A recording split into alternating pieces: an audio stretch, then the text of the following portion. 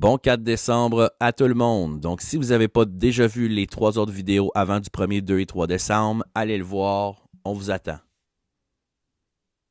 Non. Donc, aujourd'hui, le chocolat dans notre petit calendrier de l'Avent.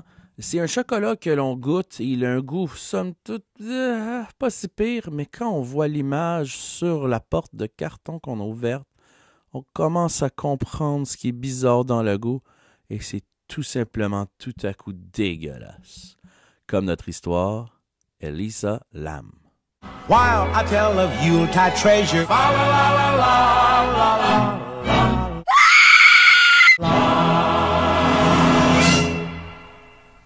Février 2013, Los Angeles, le tristement célèbre Cecil Hotel, mais je vous dis pourquoi plus tard. Donc, les clients de l'hôtel vont se plaindre d'une basse pression de l'eau, de sa couleur sombre et d'un goût un peu ranci. Manta pis moi, si tu bois de l'eau d'hôtel, c'est l'eau dans ta tête qui est sombre. L'investigation va mener les employés de l'hôtel sur le toit et dans le réservoir d'eau. Ils vont trouver le corps nu d'Elisa Lam flottant dans l'eau.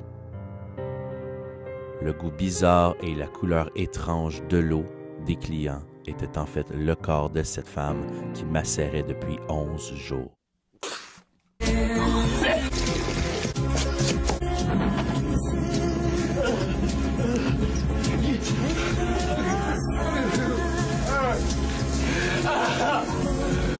Donc, Elisa Lam, une Canadienne d'origine chinoise, était portée disparue depuis près de 2 semaines.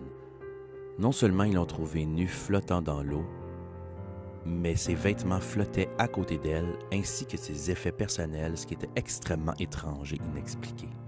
Pour ajouter au mystère, et c'est probablement ce qui a rendu ce cas-là si populaire, c'est la vidéo de surveillance de l'ascenseur, la journée de sa disparition.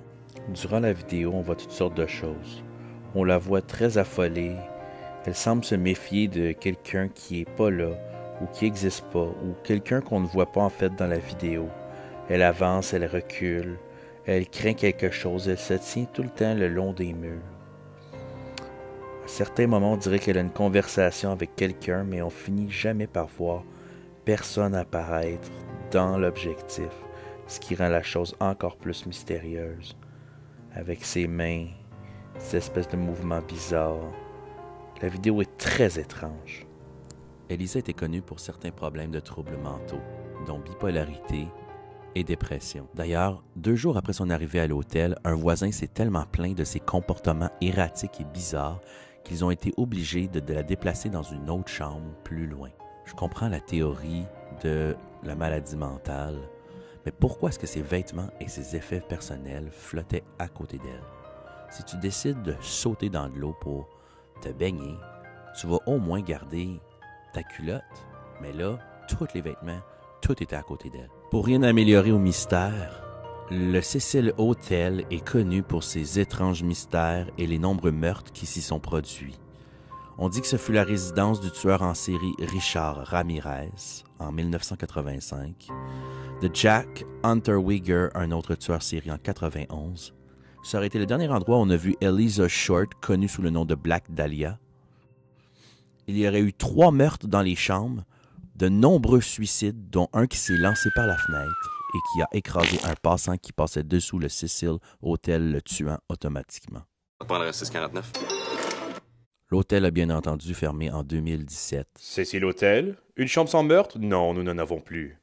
Et le mystère d'Elisa Lam demeure encore à ce jour. J'espère que vous avez aimé cet épisode. Dites-moi ce que vous en pensez en commentaire. Si vous avez aimé, n'hésitez pas à partager et on se revoit demain pour une autre histoire. Oh, the most wonderful time.